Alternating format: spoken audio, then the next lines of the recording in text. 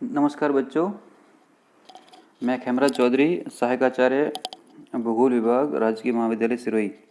आज हम BA third year geography student के फर्स्ट पेपर भारत का भूगोल के एक टॉपिक पर चर्चा करेंगे। आपको विदित है कि पूर्व के वीडियो में मैंने फर्स्ट पेपर जो आपका भारत का भूगोल है, ज्योग्राफी ऑफ इंडिया, इसके बारे में, इसके पाठ्यक्रम के बारे में विस्तार से चर्चा की थी। और हमने देखा था कि आपका संपूर्ण पाठ्यक्रम 5 अलग अलग इकाइयों में बांटा गया है। और कुछ मैंने पीडीएफ फाइल भी शेयर की थी कि जो प्रथम यूनिट में भारत की स्थिति और विस्तार क्या है, उसका एक असाइनमेंट भी दिया था। काफ़ी बच्चों ने अच्छे रेस्पॉन्स दिए। कोशिश करेंगे कि इस टॉपिक का भी एक मैं असाइनमेंट तैयार करके आपको दूंगा।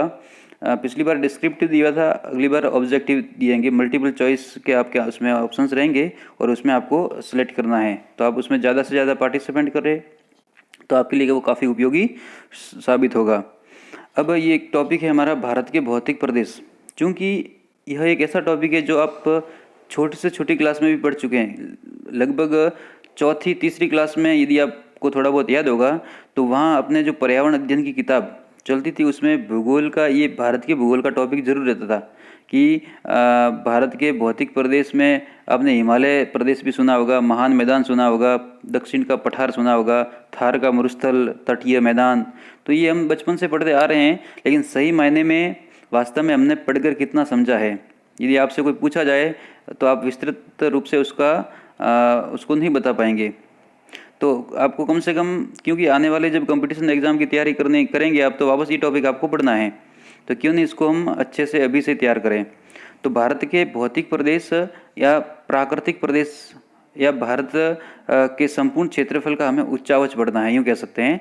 तो भारत चूंकि क्षेत्रफल की दृष्टि से विश्व का 7वां बड़ा देश माना जाता है, तो इतने विशाल क्षेत्रफल में उच्चावचगत जो भिन्नता है वो तो दृष्टिगोचर होगी ही। तो कहीं पर यहाँ मैदानी भाग मिलेगा, कहीं पर्वतीय भाग मिलेगा, कहीं पठार मिलेंगे, ठीक है ना, कहीं तटीय मैदान भी है, फिर द्वीप समूह के उदाहरण भी मिलेंगे। तो चूंकि भारत के विशाल क्षेत्रफल और यहाँ की जो संरचनागत विविधता है, यहाँ इस संपूर्ण प्रदेश के अलग अलग भागों का जो निर्माण की जो रूपरेखा है, जो कालखंड है, वो अलग अलग तरीके का रहा है। इसके कारण यहाँ पर संरचनागत और उच्चावच विविधता काफ़ी अधिक मिलती है। और इसी का परिणाम यह है कि यहाँ पर विभिन्न प्रकार के स्थलाकृतिक और भौतिक प्रदेश मिलेंगे। तो मुख्य रूप से देखिए, भारत की भूगर्भिक संरचना ने क्षेत्रीय विविधता को बल दिया है। यानी कि यहाँ के जो भूगर्भिक संरचना है, स्ट्रक्चर है, उसके कारण ही यहाँ पर क्षेत्रीय विविधता बहुत ज़्यादा मात्रा में पाई जाती है, जिनमें विभिन्न प्रकार के उच्चावच मिलते हैं। उच्च प्लस अवच यानी ऊंचा नीचा भूभाग। उच्चावच में देखिए, भारत के भौतिक प्रदेश में पठार, मैदान, ऊंचे पर्वत, गहरी घाटियाँ आदि सम्मिलित की जाती है। देश के लगभग 10.6% यानी भारत का जो कुल क्षेत्रफल है, यदि उसको 100% माने तो 100% का में से 10.6% भाग पर पर्वत मौजूद है। पर्वतीय भाग का विस्तार कितना है? 10.6%। और 18.5% भाग पर पहाड़ियाँ। पर्वत थोड़े ज़्यादा ऊंचे होते हैं और पहाड़ियाँ पर्वत का ही रूप है, लेकिन उनकी थोड़ी ऊंचाई कम रहती है और उसमें विविधता थोड़ी कम मिलेगी। तो देखिए आप, ये 18 और 10, 28 लगभग 29.1। यदि पर्वत और पहाड़ी और हम पर्वत को मिलाएंगे तो लगभग 29.1% भूभाग पर हम कह सकते हैं कि पर्वत और पहाड़ियों का विस्तार है। इसी प्रकार 27.7% भाग पर पठार पाए जाते हैं। पता ही होगा, पर्वत और पठार में मुख्य अंतर उसकी ऊंचाई पर मौजूद जो संरचनागत जो विविधता है, जो रूपरेखा आउटलाइन है, उससे निर्धारित होती है। क्योंकि पर्वत या पहाड़ी का जो शीर्ष होगा वो नुकीला होगा, जबकि पठार का शीर्ष क्या होगा? सपाट होगा, टेबल की आकृति का होगा। यही मुख्य अंतर है। बाकी ऊंचाई दोनों की समान हो सकती है, असमान हो सकती है। कहीं कहीं पठार भी पर्वत से बहुत ज़्यादा ऊंचे मिलेंगे, जैसे तिब्बत का पठार। तो ये विस्तार रहेगा। फिर 43.2%, 43.2% भाग कैसा है? मैदानी है। तो मुख्य रूप से भौतिक प्रदेश पर्वत, पठार, मैदान और ये आपके पठारी भाग, पहाड़ी भाग, इस प्रकार से इनका रेशियो रहा है। देखिए ये भारत के भौतिक प्रदेश, तो इसको मुख्य रूप से हम 5 भागों में बांट सकते हैं। सबसे पहले उत्तर का महान पर्वतीय प्रदेश, उत्तर बोल दिया मतलब ये भारत के उत्तरी भाग में है, सबसे उत्तर में, यानी उत्तर वाला जो भाग है वह पूरा का पूरा महान पर्वतीय भाग है, जिसको हम हिमालय पर्वतीय प्रदेश भी कहते हैं। अगले टॉपिक में हम देखेंगे, अगले स्लाइड में, कि वास्तव में हिमालय पर्वत को भी वापस उप विभागों में बांटा गया है। दूसरा है उत्तर का महान मैदान, तो इसका विस्तार भी उत्तर में, या इसको मध्य का महान मैदान भी कहते हैं। मध्य का महान मैदान इसलिए कहते हैं क्योंकि उत्तर के पर्वतीय प्रदेश अर्थात हिमालय प्रदेश और दक्षिण का जो प्रायद्वीपीय पठार है उसके मध्य में इसकी स्थिति है, इसलिए इसको उत्तर का महान मैदान या मध्य का महान मैदान, या फिर इस मैदान का निर्माण करने वाली जो प्रमुख नदियां हैं सिंधु, गंगा और ब्रह्मपुत्र, तो इसको सिंधु, गंगा, ब्रह्मपुत्र का महान मैदान भी कहा जाता है। तीसरा है प्रायद्वीपीय पठार या दक्षिण का पठार। चौथा, दक्षिण या प्रायद्वीपीय पठार के जो तटवर्ती क्षेत्र है वहां पर विभिन्न प्रकार की नदियों के द्वारा निक्षेपित जलोढ़ से तटीय मैदान बना है, कोस्टल प्लेन, इसको तटीय मैदान कहेंगे। तो दक्षिण भारत के पश्चिम में है तो उसको पश्चिमी तटीय मैदान, और पूर्व में है तो पूर्व तटीय मैदान की संज्ञा दी जाती है। और 5वीं भू आकृति मिलेगी आपको द्वीप समूह। चूंकि भारत का आकार प्रायद्वीपीय है, प्रायद्वीपीय से मतलब जिसके ऐसा कोई भूखंड जिसके तीनों ओर पानी हो, तो आप भारत का नक्शा देखेंगे कि भारत के दक्षिण में संपूर्ण हिंद महासागर का विस्तार है, और हिंद महासागर के 2 प्रमुख उपभाग अरब सागर और बंगाल की खाड़ी, ये भारत को तीनों ओर से घेरे हुए हैं, इसलिए भारत की स्थिति हम प्रायद्वीपीय स्थिति मान सकते हैं। तो बंगाल की खाड़ी और अरब सागर में विभिन्न प्रकार के छोटे मोटे द्वीप मिलेंगे और द्वीप समूह मिलेंगे, जिसमें 2 प्रमुख द्वीप समूह है। बंगाल की खाड़ी में अंडमान निकोबार द्वीप समूह, और अरब सागर में है लक्षद्वीप, क्योंकि दोनों केंद्र शासित प्रदेश का दर्जा भी प्राप्त हैं। तो मुख्य रूप से अब आपसे कोई पूछे कि भारत के भौतिक प्रदेश, तो इस प्रकार से आप इसको 5 सरल भागों में वर्गीकृत कर सकते हैं। अब देखिए, पहले हम बात करते हैं विस्तार से उत्तर का महान पर्वतीय मैदान। अब उत्तर का महान पर्वतीय मैदान, इसके भी प्रमुख रूप से 2 भाग हैं। एक तो है उत्तर का महान पर्वतीय भाग का मतलब हिमालय भाग, तो हिमालय के भी 2 भाग, एक तो ट्रांस हिमालय और एक है हिमालय। ट्रांस का मतलब होता है दूर, यानी जो मुख्य हिमालय है उससे थोड़ा दूर, पार हिमालय भी बोल सकते हैं, ट्रांस हिमालय भी बोल सकते हैं। और एक है हिमालय, यानी जिसको हम हिमालय समझते हैं वो मुख्य हिमालय। अब 2 ये भाग कर दिए, तो ठेठ जो भारत के उत्तर में है, यानी जम्मू कश्मीर और लद्दाख वाला जो भाग है, श्रीनगर से ऊपर वाला वो लद्दाख वाला भाग है, लेह लद्दाख वाला भाग, वो ट्रांस हिमालय कहलाएगा। यानी इसकी उत्पत्ति जो मुख्य हिमालय से बहुत पहले मानी गई है, और उस ट्रांस हिमालय की 3 प्रमुख पर्वत श्रेणियां हैं, समानांतर और एक ही सीक्वेंस में ये पर्वत श्रेणियां विस्तारित है। सबसे जो लंबी और सबसे ऊंची ट्रांस हिमालय की जो पर्वत श्रेणी है उसका नाम है काराकोरम पर्वत श्रेणी। ये काराकोरम पर्वत श्रेणी सबसे उत्तर में है, उसके नीचे आएंगे तो थोड़ा लद्दाख पर्वत श्रेणी है, और फिर है जास्कर पर्वत श्रेणी। ये सीक्वेंस है, ये कॉम्पिटिशन एग्जाम में बार बार पूछा गया है। 3 श्रेणियां दे दी और उनको आपको सही आरोही या अवरोही क्रम में, या दक्षिण से उत्तर या उत्तर से दक्षिण के क्रम में सजाना है। तो ट्रांस हिमालय की 3 प्रमुख पर्वत श्रेणियां हैं, और ट्रांस हिमालय का विस्तार कहाँ है? श्रीनगर से उत्तर में लेह लद्दाख वाले क्षेत्र में काराकोरम पर्वत श्रेणी, लद्दाख पर्वत श्रेणी और जास्कर पर्वत श्रेणी। फिर हम बात करते हैं मुख्य हिमालय की। तो जो हमारा मुख्य हिमालय है उसकी भी 3 समानांतर पर्वत श्रेणियां हैं।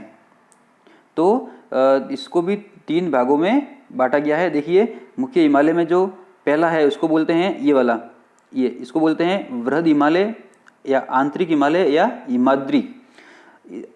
फिर उसके नीचे जैसे ऐसे है, ये इस प्रकार से एक पर्वत श्रेणी ऐसे हो गई, फिर एक नीचे उसके ऐसे हो गई, और फिर इस प्रकार से ऐसे हो गई। यानी कि पश्चिम से पूर्व की ओर 3 समानांतर पर्वत श्रेणी मौजूद है, जिसको हिमालय की पर्वत श्रेणियां भी कहते हैं। तो सबसे जो उत्तर में है उसको बोलते हैं वृहद हिमालय। वृहद हिमालय इसलिए बोलते हैं कि ये सबसे ये बड़ा है, या फिर इसको आंतरिक हिमालय इसलिए बोलते हैं क्योंकि भारत के मुख्य भूमि से चाइना की ओर, उत्तर की ओर, अंदर की ओर है, इसलिए इसको आंतरिक हिमालय बोल दिया। हिमाद्री इसलिए बोलते हैं क्योंकि यहाँ पर सालों भर बर्फ, हिम का जमाव रहता है, इसलिए इसको हिमाद्री भी बोलते हैं। अब वृहद हिमालय या हिमाद्री के दक्षिण की ओर समानांतर पर्वत श्रेणी एक और मिलेगी, जिसको हम मध्य हिमालय बोलेंगे। मध्य इसलिए बोलते हैं क्योंकि ये वृहद हिमालय और शिवालिक जो पर्वत श्रेणी है उसके मध्य में स्थित है। इसको हिमाचल हिमालय भी बोलते हैं, हिमाचल राज्य में अधिक इसका विस्तार होने के कारण। और इसको लघु हिमालय भी बोलते हैं। लघु हिमालय इसलिए बोलते हैं क्योंकि इसके उत्तर में कौन सा था, महान हिमालय, वृहद हिमालय। वृहद हिमालय का छोटा रूप हो गया लघु हिमालय। और उस मध्य हिमालय या हिमाचल हिमालय के सबसे दक्षिण में एक समानांतर पर्वत श्रेणी है, जिसकी ऊंचाई सबसे कम है, लगभग एवरेज औसत 1000 से 1200 मीटर इसकी औसत ऊंचाई है, जिसको हम शिवालिक पर्वत श्रेणी भी कहते हैं या इसको बाह्य हिमालय भी कहते हैं। बाह्य क्योंकि ये सबसे बाहर की ओर है, और सबसे अंदर कौन था, वृहद हिमालय या आंतरिक हिमालय। तो ये नामकरण का विशेष ध्यान रखेंगे कि जो हमारा जो हिमालय मुख्य हिमालय है उसके उत्तर से दक्षिण की ओर 3 पर्वत समानांतर श्रेणी पाई जाती है। सबसे उत्तर में कौन सी है, वृहद हिमालय, फिर मध्य हिमालय और फिर शिवालिक हिमालय। तो इसमें ऊंचाई की दृष्टि से भी देखें और इसमें जो संरचनागत जैव विविधता की दृष्टि से भी देखें तो आप देखेंगे देखिए इसमें कि जो वृहद हिमालय है इसकी ऊंचाई सर्वाधिक है और सर्वाधिक जैव जटिलता इसमें मौजूद है, और ये लगभग 6000 मीटर यानी 6 किलोमीटर इसकी औसत ऊंचाई है। और जो हमारा मध्य हिमालय है इसकी औसत ऊंचाई लगभग 3000 मीटर मानी गई है। और शिवालिक जो बाह्य हिमालय के नाम से जाना जाता है इसकी औसत ऊंचाई लगभग 1200 मीटर मानी गई है, करीब 1 किलोमीटर के आसपास। अब देखिए ये इस स्लाइड में आप देखेंगे हिमालय पर्वत का किस प्रकार से इसको विस्तारित किया गया है। तो आप देखेंगे जो जितना रेड कलर है वो संरचनागत जटिलता से भी ज़्यादा ये मायने रखता है और इसकी हाइट भी काफ़ी ज़्यादा है। अब देखिए सबसे पहले ये पामीर की गांठ, यहाँ पे ये वाला भाग पामीर की गांठ आपने पढ़ा होगा। इस पामीर की गांठ से विभिन्न प्रकार की जो टर्सीन युगीन तृतीय पर्वत श्रेणियाँ निकलती है, जैसे हिंदू कुश ये पाकिस्तान में है, सुलेमान ये पाकिस्तान में है, फिर ये कुनलुन श्रेणियाँ हैं। उसके अलावा देखिए ये आपको मैंने बताया था, ये देखिए कराकोरम पर्वत श्रेणी हो गई, ट्रांस हिमालय की बात करते हैं, फिर लद्दाख श्रेणी होगी और जास्कर श्रेणी हो गई। इसके बाद महान हिमालय में तो ये देखो ये हिमालय में पूरी अलग अलग 3 पर्वत श्रेणियाँ हैं। सबसे ऊपर वो बाह्य हिमालय या हिमाद्री, फिर ये बीच में जो लाइन चल रही है ये मध्य हिमालय हो गया, ये हिमाचल हिमालय या लघु हिमालय, और सबसे बाहर ये देखो लिखा है शिवालिक पर्वत श्रेणी। और इसमें विभिन्न प्रकार की जो पर्वत चोटियाँ हैं, विभिन्न प्रकार के दर्रे हैं वो भी इसमें मौजूद है। ये मानसरोवर झील वर्तमान में तिब्बत का भाग है।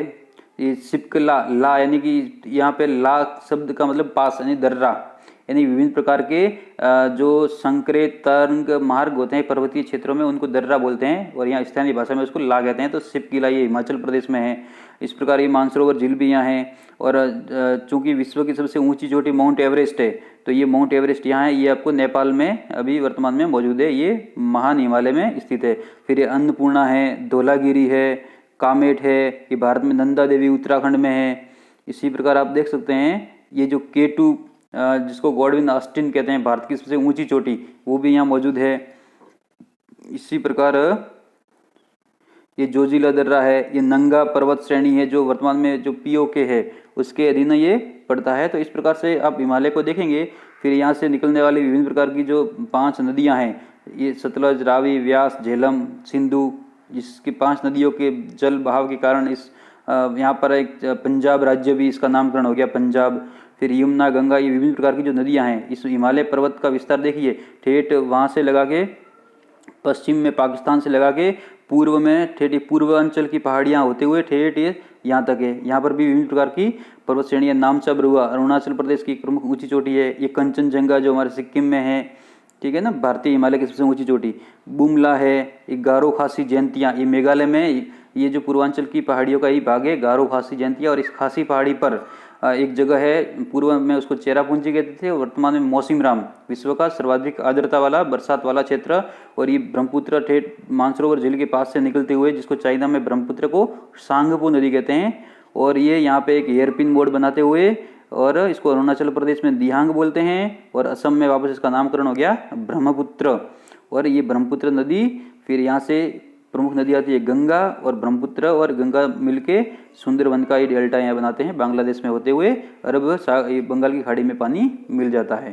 तो आपने देखा कि किस प्रकार से अब चूंकि इस पर्वतीय भाग से निकलने वाली जितनी भी प्रमुख नदियां हैं, अपने द्वारा लाए गए अवसादों को इस नीचे वाले भाग में इसने जमा किया है, जिसके कारण यहाँ पर एक महान मैदान या मध्य का महान मैदान या उत्तर भारत का मैदान कह सकते हैं, या गंगा सिंधु ब्रह्मपुत्र की अवसादों से निक्षेपित महान मैदान का विस्तार इसके समानांतर दक्षिण की ओर मिलेगा।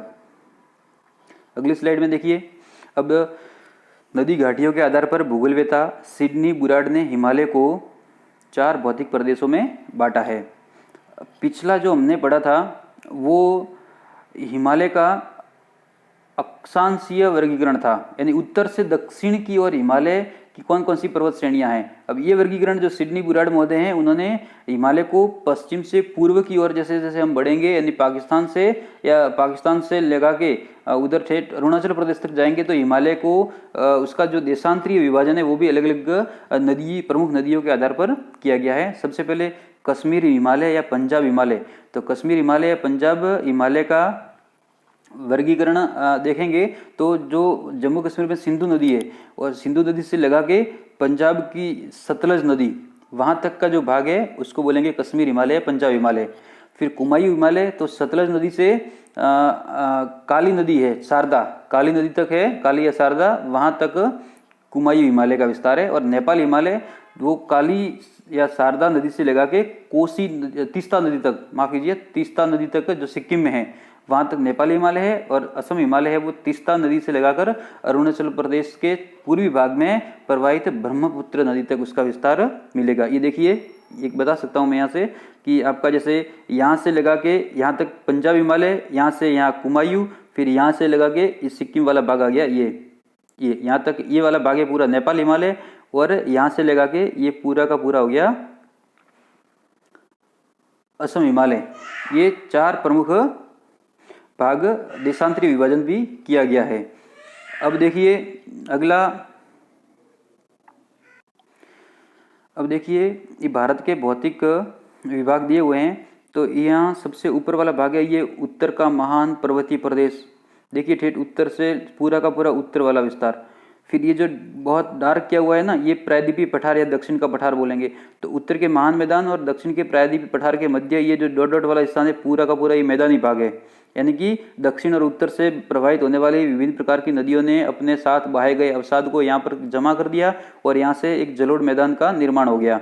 क्योंकि यहाँ प्रमुख 3 नदियाँ हैं, सिंधु और उसकी सहायक नदियाँ, फिर गंगा की बहुत सारी सहायक नदियाँ हैं, ब्रह्मपुत्र की बहुत सारी सहायक नदियाँ हैं। तो इन 3 प्रमुख नदियाँ और उनकी सहायक नदियों के द्वारा निक्षेपित मलबे के कारण इस जलोढ़ मैदान का निर्माण हो गया, और ये भारत का खाद्य भंडार भी कहलाता है, अन्न का कटोरा इसको कह सकते हैं, कि क्योंकि विभिन्न प्रकार की खाद्य फसलें सर्वाधिक मात्रा में इसी मैदान में उत्पादित होती है। यहाँ पर विभिन्न प्रकार की नहर प्रणाली का विकास किया गया है, तो सिंचाई की समस्या नहीं है, और भूमिगत जल स्तर भी काफ़ी ऊंचा है, जिसके कारण नलकूपों के माध्यम से पानी को आसानी से प्राप्त कर सकते हैं।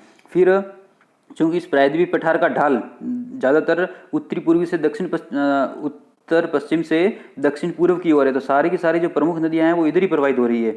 तो यहाँ पर ये जो बंगाल की खाड़ी और प्रायद्वीपीय पठार के मध्य इस तटवर्तीय क्षेत्र पर इन नदियों के द्वारा निक्षेपित मलबे से बड़े मैदान का निर्माण हुआ है, तटीय मैदान ये, और इधर पूर्व का मैदान भी है। फिर इधर ये लक्षद्वीप है जो अरब सागर में है द्वीप समूह, और यहाँ पे है बंगाल की खाड़ी में अंडमान निकोबार द्वीप समूह।